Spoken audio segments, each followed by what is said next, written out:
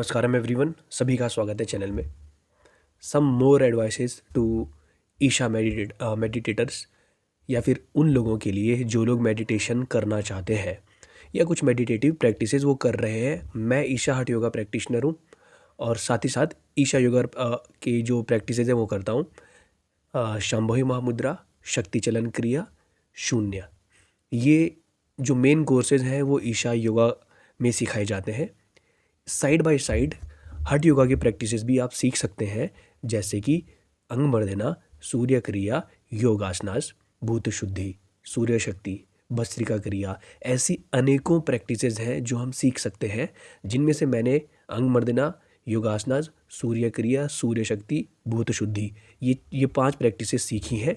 इसमें से मैं सूर्य शक्ति नहीं करता हूँ, क्योंकि अब मैं सूर्य क्रिया सीख चुका हूँ। सूर्य शक्ति शून्य प्रोग्राम के दौरान सिखाई जाती है, क्योंकि शून्य प्रोग्राम के समय पर शक्ति चलन और शक्ति चलन क्रिया और शून्य सिखाया जाता है। तो शक्ति चलन करने के लिए आपको कोई ना कोई हठ योगा की प्रैक्टिस करनी होती है।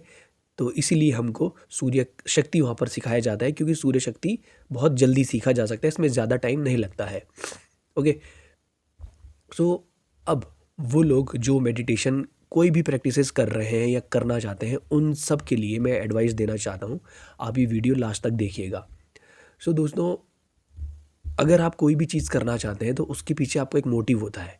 तो जब स्पिरिचुअल प्रैक्टिसेस आप सीख रहे हो, कोई भी क्रिया सीख रहे हो, तो आपके माइंड में ये कॉन्सेप्ट क्लियर होना चाहिए कि मैं ये क्यों करना चाहता हूँ। बहुत सारे लोगों ने शंभवी महामुद्रा में दीक्षा केवल इसलिए ली है क्योंकि वो अपनी ज़िंदगी में ब्लिसफुल रहना चाहते हैं। इनर इंजीनियरिंग का कोर्स लोगों ने इसलिए किया है क्योंकि वो अपनी ज़िंदगी में ब्लिसफुल रहना चाहते हैं। मैक्सिमम लोगों ने इसलिए किया है। और कुछ लोग ऐसे हैं जो मेडिटेशन में आगे जाना चाहते हैं, वो लोग फिर शंभवी के बाद और कोर्सेज सीखते हैं। और कुछ लोग शंभवी के साथ साथ कुछ हठ योगा प्रैक्टिसेस भी सीखना चाहते हैं। या फिर कुछ लोग ऐसे हैं जिन्होंने अब तक शंभवी महामुद्रा की दीक्षा नहीं ली है, लेकिन वो हठ योगा की प्रैक्टिसेस सीखना चाहते हैं। तो ऐसे लोग कौन सी प्रैक्टिसेस करें? सो मेन सजेशन यही है कि आपको सबसे पहले ये क्लियर होना चाहिए कि आप अपनी लाइफ में क्या करना चाहते हो। अगर आप अभी एक स्टूडेंट हो, सो आप चूज़ करो कि आपके लिए बेस्ट सूटेड प्रैक्टिसेस कौन सी होंगी। जैसे मैंने बताया, इस समय पर मैं हठ योगा की 3 प्रैक्टिसेस मेरे पास है और एक भूत शुद्धि है। इसके साथ साथ मेरे पास शून्य है, शक्ति चलन क्रिया और शांभवी है। अगर मैं ये प्रैक्टिसेस करता हूँ तो अब मुझे लगाओ कि 5 से 6 घंटे लगेंगे ये सारी प्रैक्टिसेस करने में। ओके, मैं करता हूँ या नहीं करता हूँ इसके बारे में अभी कुछ नहीं बताने वाला हूँ। ओके, और इसके अलावा मैं और भी कुछ चीज़ें करता हूँ, जैसे देवी साधना, ये सारी चीज़ें। तो it takes a lot of time, but हर इंसान के गोल्स डिफरेंट होते हैं। मेरे गोल्स कुछ हैं, मैं उनकी तरफ काम कर रहा हूँ। आपके गोल्स क्या है? अभी अगर आप स्टूडेंट फेज़ में हो तो आपको क्या करना चाहिए? केवल शंभवी महामुद्रा सीखो और सूर्य क्रिया सीख लो, बस। इससे आपकी बॉडी और माइंड दोनों प्रिपेयर होंगे सूर्य क्रिया से। और शंभवी तो आपके लिए ऑब्वियस सी बात है, Shambhavi can do miracles to you. Okay, Shambhavi में बहुत ज़्यादा कैपेबिलिटी है। मैं शंभवी के बारे में सदगुरु के बहुत सारे आर्टिकल पढ़ता रहता हूँ। तो एक आर्टिकल में मैंने ये पढ़ा था कि आप जितने भी लोगों को देखोगे ना योगा में, बहुत सारे लोग कुंडलिनी की बात करते हैं, कुंडलिनी जागृत कर दो, ये कर दो, ऐसा कर दो। तो सदगुरु ने कहा था कि सारी एनर्जी मूलाधार में ही स्थित है। मतलब फिलहाल के लिए आप ऐसा समझना कि मूलाधार में ही ये स्थित है। तो वहाँ से एनर्जी को खींच कर लाना होता है ऊपर की तरफ, यही कुंडलिनी राइज कहलाता है। फिलहाल के लिए इतना समझ सकते हैं। तो शांभवी में हमारे अंदर एक बीज डाल दिया जाता है, उस बीज को हमें ग्रो करना होता है। तो हम अपने मूलाधार से ही ऊपर एनर्जीज को उठा रहे हैं with the help of Shambhavi Mahamudra. और शांभवी महामुद्रा बहुत पावरफुल है, और जब सदगुरु आपको इनिशिएट कर रहे हैं तो it is a totally different thing. आपको कौन इनिशिएट कर रहा है उस पर भी डिपेंड करता है। Okay, so Shambhavi can do miracles for you. और जब तक आप स्टूडेंट फेज़ में हैं, मुझे पता है कि स्टूडेंट फेज़ में टाइम निकालना बहुत ज़्यादा डिफ़िकल्ट होता है, क्योंकि आपके पास पढ़ने के लिए भी होता है और हो सकता है कि आप कुछ अपनी खुद की एक्टिविटीज़ भी करते हो, खेलना कूदना। तो इन सब के बीच में आपको टाइम नहीं लगता है। तो आप मिनिमम प्रैक्टिसेस सीखें, लेकिन वो प्रैक्टिसेस आपने कभी भी नहीं छोड़नी है। आप अगर स्टूडेंट फेज़ में हैं तो 2 घंटे आप अपने लिए आराम से निकाल सकते हो। और जो लोग जॉब कर रहे हैं, जो लोग जॉब कर रहे हैं उनको भी मैं यही सजेस्ट करूंगा कि आप सूर्य क्रिया और शांभवी महामुद्रा में दीक्षा ले लो, और एक चीज़ और है भूत शुद्धि। ये 3 चीज़ सीख सकते हैं। और सूर्य क्रिया और शांभवी और भूत शुद्धि करने में मैक्सिमम आपको 1.5 घंटा लगेगा, 1.5 से 2 घंटा, वो मैक्सिमम 2 घंटे भी आप दे सकते हो। और अगर आप सुबह और शाम शांभवी कर रहे हो तो 2 या 2.25 घंटे इसमें सुबह शाम वाली शांभवी भी कवर हो जाएगी और आपकी सूर्य क्रिया भी कवर हो जाएगी, सूर्य क्रिया की 3 साइकिल्स। ओके। अब कई सारे लोग ऐसे हैं जो बहुत सारी प्रैक्टिसेस सीख लेते हैं लेकिन करते कुछ भी नहीं है, कर 1 या 2 ही पाते हैं। तो भाई आप प्रैक्टिसेस केवल उतनी ही सीखो जितनी आप कर पाओ। पता लगा आज आपने मेरी अंगमर्दना की वीडियो देखी तो आपका मन हुआ कि अंगमर्दना सीख लो, फिर योगासनास की देखी, योगासनास की वीडियो देखने के बाद आपका मन करा कि योगासनास करो, सूर्य क्रिया की देखने के बाद करा सूर्य क्रिया भी सीख लूँ। पर मैं तो रेगुलरली करता हूँ, क्या आप रेगुलरली कर पाओगे? आपका क्या टारगेट है अपनी ज़िंदगी में? आप क्यों करना चाहते हो योगा? ये आपके माइंड में क्लियर होना चाहिए। अगर ये माइंड में क्लियर नहीं है तो आपके योगा सीखने का कोई फ़ायदा नहीं है।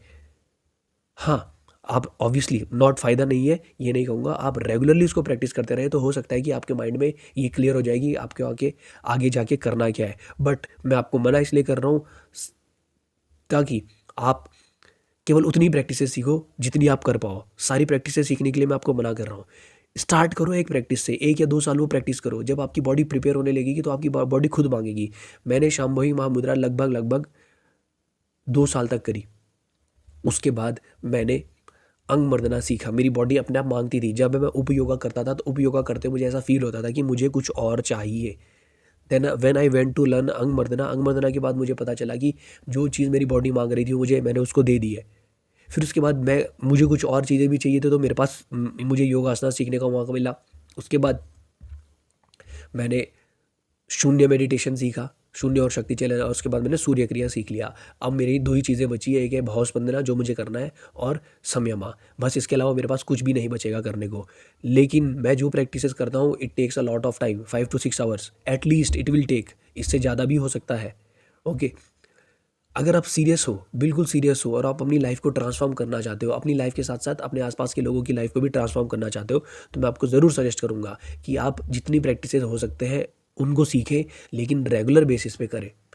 जो लोग शांभवी महामुद्रा में दीक्षा लेंगे, आगे चल के उनको भाव स्पंदना भी करना है, आगे चल के उनको शून्य भी करना है, आगे चल के उनको संयमा भी करना है। तो ये चीज़ें संयमा तक जाने जाते जाते आपको बहुत सारी चीज़ें और भी सीखनी पड़ेंगी, हठ योगा की प्रैक्टिसेस भी सीखनी पड़ेंगी। तो जो शांभवी कर रहे हैं आने वाले 2 या 3 साल में वो लोग भाव स्पंदना भी करेंगे, शून्य भी करेंगे, सब कुछ करेंगे।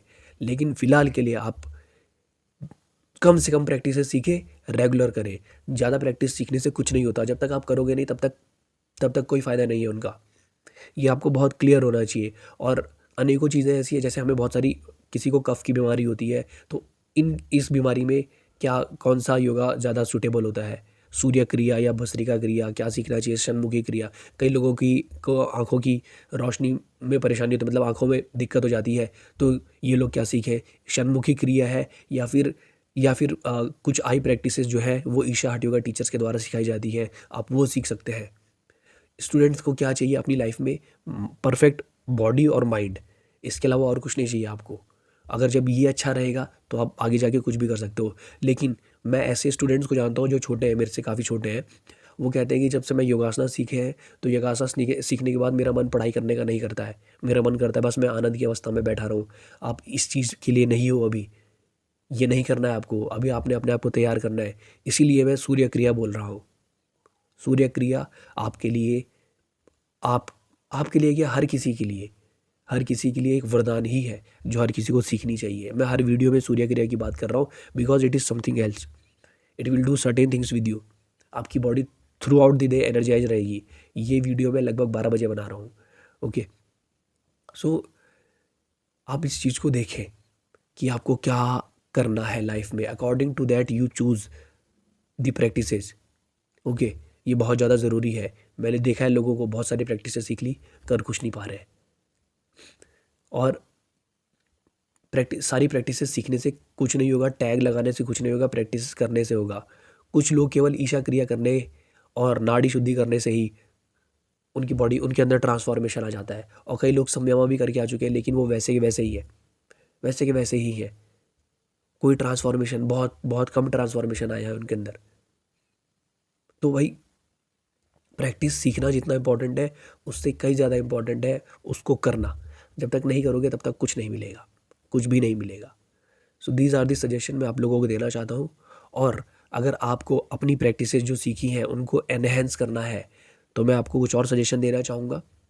आप 2 या 3 महीने के बाद जब भी आप कोई प्रैक्टिस सीखते हो तो करेक्शन सेशन लेने जाया करो, ठीक है। और मैंने ये देखा है, मैं पर्सनली ये भी करता हूँ कि अगर मैं करेक्शन सेशन लेने नहीं जा पा रहा हूँ तो या तो आप फिर वॉलंटियरिंग करो। जो भी प्रोग्राम आपने आज तक अटेंड कर लिए हैं उनके लिए आप वॉलंटियरिंग करने जा सकते हो, वॉलंटियरिंग करने जाओ। और आप एक काम कर सकते हो कि अगर आपके पास आसपास कोई टीचर नहीं है, कोई कुछ भी नहीं है, ये मैं भी करने की कोशिश करता हूँ कि मैं अपनी वीडियो क्लिप बना लेता हूँ और देखता हूँ कि मैं क्या गलतियाँ कर रहा हूँ। तो आप भी ऐसा कर सकते हो, ओके। तो ये टोटली आपके ऊपर है। और हाँ, ये गलती मत करना कभी भी कि आप खुद किसी और को सिखा रहे हो। आपके अंदर अगर इतनी एबिलिटी होती तो मतलब अगर ये चीज़ें इतनी आसान होती, मैं आपके की बात जब कर रहा हूँ तो मैं अपनी भी बात कर रहा हूँ इसमें, अगर हमारे अंदर इतनी एबिलिटी होती तो हम लोगों को सिखा सकते थे। लेकिन ये इतना आसान नहीं है। और अगर ये इतना ही आसान होता तो हर किसी के पास होता नहीं, हर कोई कर रहा होता प्रैक्टिसेस। ये इतना आसान है नहीं। तो अपने आप किसी को प्रैक्टिसेस सिखाने की कोशिश मत करना, गलती मत करना। मैं एक आर्टिकल पढ़ रहा था जिसमें हम्म, एक एक व्यक्ति था जो सदगुरु जिस समय हठ योगा की प्रैक्टिसेस सिखाते थे तो एक व्यक्ति वहाँ के वो प्रैक्टिसेस सीखता था और वो बहुत ज़्यादा क्वेश्चन करने लग गया था बाद में। तो फिर एक दिन जब वो क्वेश्चन कर रहा था तो सदगुरु ने उससे बोला कि मुझे पता है कि तुम किसी और को सिखा रहे हो जाके। तो जब सदगुरु ने उसको ये बात बोली अगली क्लास से वो नहीं आया वहाँ। अगर आपको टीचिंग करनी है तो आप हठ योगा टीचर ट्रेनिंग कर सकते हैं, इनर इंजीनियरिंग टीचर ट्रेनिंग कर सकते हैं, तब आप किसी और को सिखा सकते हैं। जब तक आप खुद कैपेबल नहीं है आप किसी और को सिखाने की गलती ना करें, क्योंकि उससे आपका भी नुकसान होगा और जो आपसे सीखेगा उसका भी नुकसान होगा। इस चीज़ को ध्यान रखना। और कोई भी योगा यूट्यूब से और कोई पावरफुल योगा यूट्यूब से या किसी किताब से करने की कोशिश मत करना। It will be disastrous for you, disaster हो जाएंगे आपके साथ। तो इस चीज़ को ध्यान रखना, ओके। आई होप कि कुछ डाउट आपके ज़रूर क्लियर हुए होंगे। अगर फिर भी कुछ डाउट रह जाते हैं तो आप इंस्टाग्राम पे मैसेज कर सकते हो और नीचे कमेंट सेक्शन में कमेंट कर सकते हो। और हाँ, एक चीज़ और मैं आपको बताना चाहता हूँ कि अगर आपको अपनी प्रैक्टिसेस को एनहेंस करना है तो आप ध्यान रखना कि अगर ग्रेस आपके साथ है, ग्रेस आपके साथ है तो आपकी प्रैक्टिसेस एनहेंस होंगी। तो ग्रेस का मतलब यही है कि या तो आप सदगुरु से किसी तरीके से कनेक्ट हो या भैरवी देवी से किसी तरीके से कनेक्ट हो। जब मेरे पास कई लोगों के मैसेज आ चुके हैं कि जब वो भैरवी देवी स्तुति करते हैं अपनी प्रैक्टिसेस करने से पहले तो उनकी प्रैक्टिसेस बहुत ज़्यादा एनहेंस हो चुकी हैं। तो मैं आपसे भी यही कहूँगा कि आप अपनी प्रैक्टिसेस करने से पहले मिनिमम एक देवी स्तुति करें, भैरवी देवी स्तुति करें या 3 भैरवी देवी स्तुति करें। तो आप देखना कि आपकी जो प्रैक्टिस है वो एनहेंस होने लगेंगी। और एक और चीज़, ज़रूरी नहीं है कि आप जब कोई प्रैक्टिसेस कर रहे हैं तो आपकी लाइफ में सारी चीज़ पॉजिटिव होने लगेगी, ऐसा कुछ नहीं है। हाँ, आप अपने आप इतने पावरफुल बन जाओगे, आपके सामने कैसी भी सिचुएशन आए उससे आपको फ़र्क नहीं पड़ने वाला है। इस लेवल तक आप आ जाओगे। हो सकता है कि कई सारे लोग बहुत सक्सेसफुल हो जाए और कुछ लोगों को अभी टाइम लगेगा, लेकिन आपने डिमोटिवेट नहीं होना है, अपनी प्रैक्टिसेस को नहीं छोड़ना है। क्योंकि जब एक नाली साफ़ होती है ना, हमारी सफाई चल रही है तो बदबू तो आती ही है। तो अगर आपके साथ कुछ ऐसी चीज़ें होने लगे, आपको थोड़ा गुस्सा आने लगा, ये सारी चीज़ें हमारी जो बाहर निकल के आती है ये आनी आनी भी चाहिए, ठीक है। और कभी कभी बहुत सारी चीज़ें आपके साथ हो सकती है कि आपके अंदर से बहुत सारी इमोशन बाहर निकल के आ रहे हैं और चीज़ें आपके साथ रिपीट हो रही हैं, मेरे साथ भी हो रहा है ये। तो इससे घबराना नहीं है और ना ही अपनी प्रैक्टिस छोड़नी है। इस चीज़ को ध्यान रखना। जो प्रैक्टिस आप तक आई है वो बहुत पावरफुल प्रैक्टिस है। अगर आप रेगुलर बेसिस पे करते रहोगे तो आप देखना कि 1 या 2 साल के बाद आप कितने पावरफुल ह्यूमन बीइंग बन जाओगे, बहुत पावरफुल ह्यूमन बीइंग बन जाओगे। तो इस चीज़ को ध्यान रखेंगे, प्रैक्टिसेस कभी भी नहीं छोड़नी है, कभी भी नहीं। मुझे जब फीवर भी आया मैंने तभी भी अपनी प्रैक्टिसेस छोड़ी नहीं है। तो आप भी अपने अंदर एक फायर लेके आए तभी तो ट्रांसफॉर्मेशन आएगा और बहुत ज़बरदस्त ट्रांसफॉर्मेशन आएगा। इस चीज़ को ध्यान रखना, बहुत ज़बरदस्त ट्रांसफॉर्मेशन आने वाला है। अगर आप ईशा के द्वारा दी जाने वाली जो प्रैक्टिस है, सदगुरु के द्वारा दी जाने वाली जो प्रैक्टिस है, आपने उनको करना सिंसियरली स्टार्ट कर दिया, your life will change, surely your life will change, okay. I hope video आपको अच्छी लगी हो। अगर अच्छी लगी तो बाकी लोगों तक भी पहुँचाएं। नीचे कमेंट सेक्शन में कमेंट करके बताएं किसी और टॉपिक पे वीडियो चाहते, कोई डाउट है तो कमेंट सेक्शन में भी कमेंट करके बता सकते हैं। मिलेंगे फिर आपसे अगली वीडियो में, तब तक के लिए नमस्कारम, धन्यवाद।